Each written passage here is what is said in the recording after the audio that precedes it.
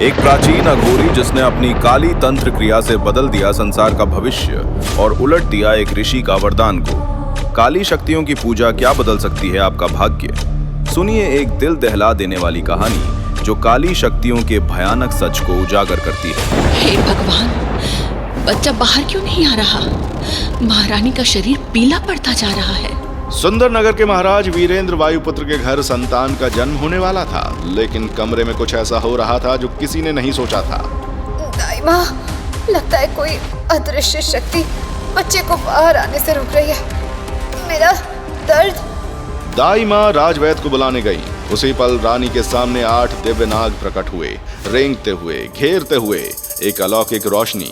रानी ने बेटे को जन्म दिया। नाग गायब हो गए, काला धुआं उठा।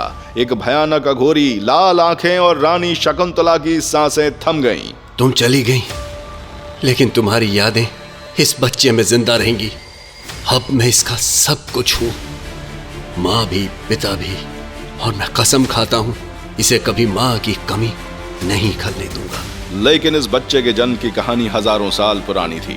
1200 साल पहले जब राक्षसों ने इस धरती को मिटाने की कोशिश की, ऋषि भृगु ने श्वेत रोशनी से दानवों का संहार कर दिया, सुंदर नगर को बचा लिया और वहां के राजा को 2 दिव्य औषधीय गोलियां दी, एक किताब दी, जीवन के सूत्र, जिसमें पूरी मानव जाति का भविष्य छुपा था, और कहा था इस वंश का एक बेटा इस धरती का उद्धारक बनेगा।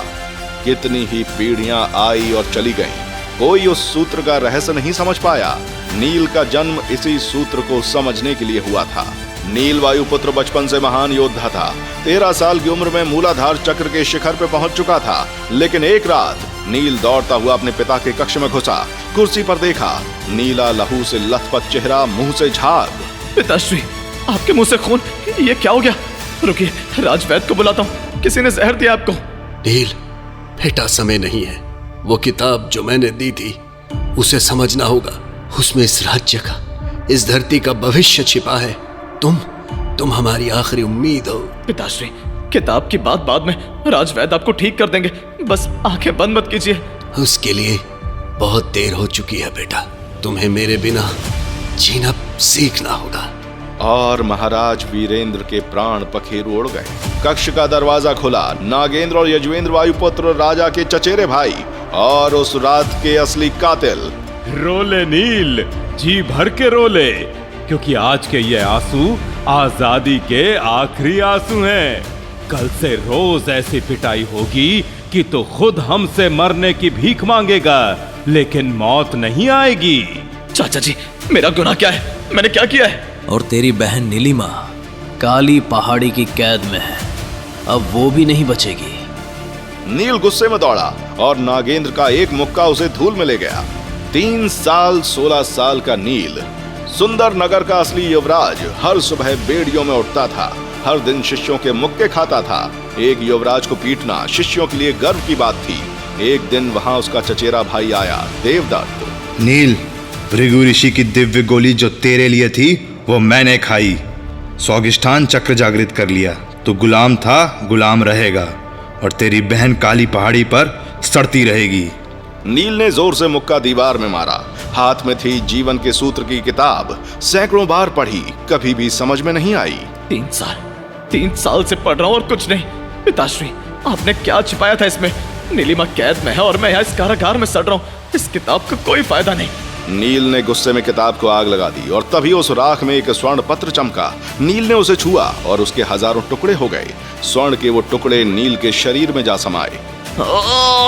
मेरा शरीर जल रहा है, मेरी हड्डियां टूट रही हैं। पानी, पानी। बर्तन का पानी भाप बन गया। त्वचा से लाल गर्म रोशनी, एक विशाल काली हांडी प्रकट हुई और उससे निकले 8 दिव्य नाग एक एक करके नील के शरीर में लिपटे। मुंह से अग्नि, आत्मा को जलाते, उसे तोड़ते। नील तड़पता रहा, वो मर जाना चाहता था।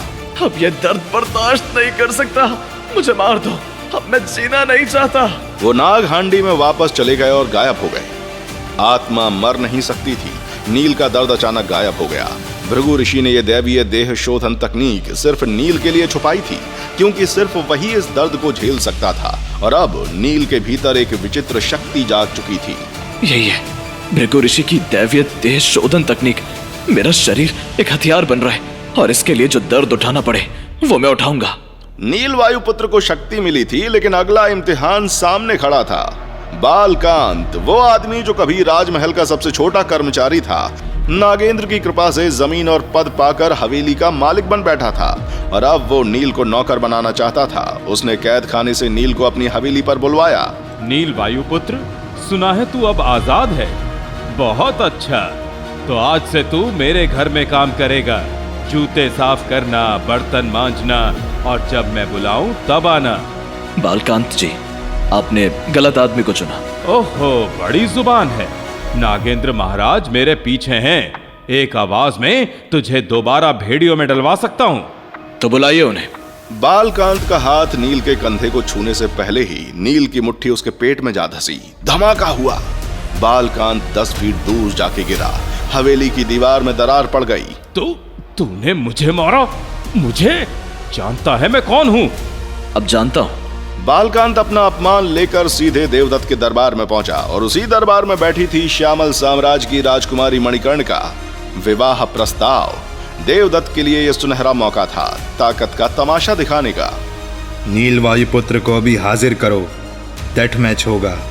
जीत भी जाए तो मौत की सजा मुझे देनी है। राजकुमारी मणिकर्णिका सुन रही थी। वो आई थी एक बहादुर न्यायप्रिय राजकुमार की कहानियां सुनकर, लेकिन ये आदमी बिना सुने बिना न्याय दिए किसी को मौत का हुक्म दे रहा था। ये न्याय नहीं, ये तमाशा है। और ये राजकुमार जिसके बारे में इतना सुना था, क्या यही है वो? नील को जंजीरों में लाया गया, बंधा हुआ, लेकिन झुका नहीं, जैसे जंजीरें उसकी रीढ़ तक नहीं पहुंच पाई थी। राजकुमारी, मैंने पता किया, वो कहानियां जो श्यामल तक पहुंची थीं, वो देवदत्त की नहीं थीं, वो उस बंधे हुए आदमी की थी। नील वायुपुत्र, सुंदरनगर का असली युवराज। डेथ मैच शुरू हुआ। देवदत्त के 5 योद्धा एक के बाद एक। पहला एक मुक्के में गिरा, दूसरा जमीन पे पटका, तीसरा, चौथा। हर बार नील उठता, हर बार जीतता। 5वां 200 किलो लोहे की छड़। नील ने छड़ तोड़ी। देवदत्त ने अब सबसे खतरनाक हथियार का इस्तेमाल किया, जिस पर बेल की आकृति थी, नंदी सहस्त्र मुष्टिका, जिससे आज तक कोई नहीं बचा। लेकिन नील से छूकर वो हथियार उसमें समा गया। अब क्या करोगे देवदत्त? हार मान लो, नियम के मुताबिक मैं विजेता हूँ। मार दो इसे, नियम तोड़ो, ये गुलाम जिंदा नहीं रहना चाहिए। और तभी एक आवाज आई, तेज, शाही, अधिकारपूर्ण। रुकिए। चारों तरफ सन्नाटा पसर गया। डेथ मैच के नियम सुंदरनगर ने खुद बनाए हैं। इस योद्धा ने नियमों के भीतर लड़ा, नियमों के भीतर जीता। उसे अभी मुक्त किया जाए। राजकुमारी, ये मेरा राज्य है और मेरे पिता सम्राट बिंदुसार की संधि अभी भी जिंदा है। एक गलत फैसला और जो जवाब मैं शामिल लेकर जाऊंगी वो आपको पसंद नहीं आएगा। ये सुन के देवदत्त का मानो मुंह सूख गया और वो दिल पे पत्थर रख के बोला, नील वायुपुत्र, तुम आजाद हो। शुक्रिया। लेकिन देवदत्त की दी हुई आजादी भी नील की मौत थी, क्योंकि अब उसका सामना एक काली शक्ति से होने वाला था, जिसे नागेंद्र ने नील के पीछे लगा दिया था। नील मैदान से बाहर आया था। उसका सबसे अच्छा दोस्त धीरज उसके साथ था। वह भी एक ऐसी हवा में सांस ले रहा था जो आजाद थी। युवराज नील भैया, हमें काली पहाड़ी की ओर चलना होगा। हमें जल्द नीलिमा दीदी को वहाँ से आजाद करना होगा। पता नहीं वो किस हालत में होंगी। तभी पूरा आसमान काला हो गया। एक भयानक आवाज गूंजी। एक विशाल कांसे की हांडी आसमान से नीचे आके गिरी। राम! और उस हांडी से एक झुर्रीदार हाथ निकला, पतला, घिनौना, जिसने और नील को अंदर उस हांडी में खींच लिया। छोड़, मैं कहता हूँ छोड़ मेरे भाई को। अघोरा की गुफा के अंदर भयानक बदबू थी, जैसे जीवित लोगों का खून टपक रहा था। जो बेड़ियों में जकड़े हुए थे उसके कैदी थे और नील भी बेड़ियों में जकड़ा हुआ था, एक भयानक बूढ़े दैत्य जैसे प्राणी के सामने, जिसका नाम था अघोरा। नील वायुपुत्र, तेरा इंतजार मुझे वर्षों से था। पहले भृगु का आशीर्वाद तेरी रक्षा करता रहा और फिर तुझे उन नागों की शक्ति मिल गई, लेकिन ये मेरी योजना का ही एक हिस्सा था। तेरे खून में ब्रह्मांड की शक्तियां हैं और अब उस खून से एक ऐसा हथियार प्रकट होगा जो संसार के नाश का कारण बनेगा। तो समझ ले, आज भी वो दिव्य नाग मेरी रक्षा करेंगे, वही मेरा कवच बनेंगे। तूने अपने जीवन की सबसे बड़ी गलती की है। ये तो तुझे समय आने पर पता चलेगा। उधर राजकुमारी मणिकर्णिका को धीरज से पता चलता है कि अघोरा ने नील को कैद कर लिया है, तो वो उसे बचाने का फैसला करती है, लेकिन वृकोदर उसे रोक देता है। राजकुमारी, अघोरा जीवित लोगों के खून से हथियार बनाता है।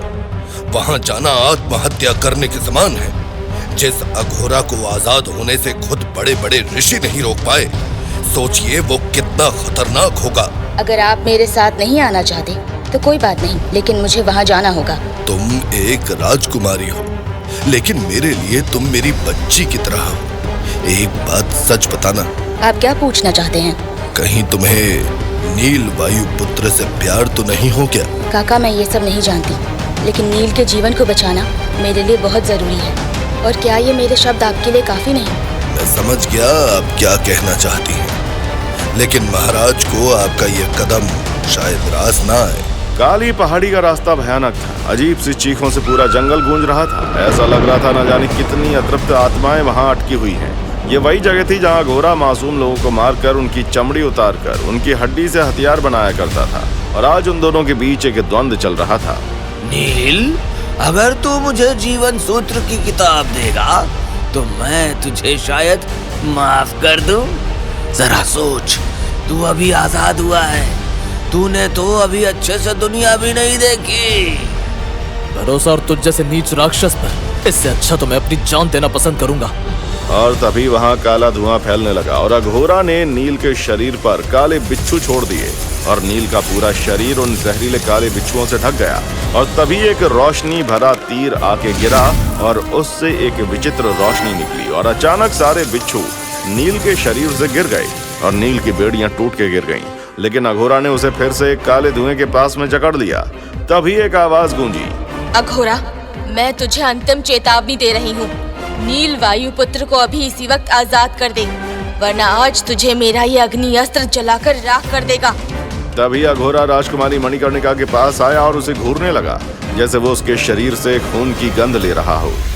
वही विचित्र खुशबू, वही मीठा एहसास जो एक ताकतवर खून को पीने से होता है, स्वादिष्ट और मनोरम। और फिर उस खून से हड्डियों को अलग करना और एक नया अस्त्र बनाना। तुम वाकई में बहुत काबिल हो राजकुमारी, और मेरे बहुत काम की। अघोरा, अगर तूने राजकुमारी को हाथ लगाया तो अच्छा नहीं होगा, मैं तेरा नाश कर दूंगा। राजकुमारी, मैं नील वायु पुत्र को आजाद कर सकता हूँ, लेकिन तुझे मेरी एक इच्छा पूरी करनी होगी। बता, क्या इच्छा है तेरी? मैं नील को आजाद करने के लिए तेरी कोई भी इच्छा पूरी कर सकती हूँ। मैं नील को आजाद कर दूंगा, लेकिन तेरे शरीर का इस्तेमाल मैं अपने हथियार के लिए करूंगा। लेकिन उससे पहले तुझे मेरे साथ। नहीं मणिकर्णिका, तुम कुछ ऐसा नहीं करोगी। तभी मणिकर्णिका आगे बढ़ी और उसने कुछ ऐसा किया जिसे देखकर नील का दिल दहल गया। आखिर नील को बचाने के लिए क्या मणिकर्णिका खुद को अघोरा को सौंप देगी? आखिर मणिकर्णिका को देखकर अघोरा नील को आजाद करने के लिए कैसे तैयार हो गया? और उसने अंत में मणिकर्णिका को ऐसा क्या कहा और क्या किया जिसे सुनकर नील चीख पड़ा? क्या नील और मणिकर्णिका अघोरा के जाल से मुक्त हो पाएंगे? इंस्टॉल करो पॉकेट FM बिल्कुल फ्री, और अभी सुनो ये ब्लॉकबस्टर ऑडियो सीरीज महागाथा, क्योंकि ये कहानी अभी शुरू हुई है।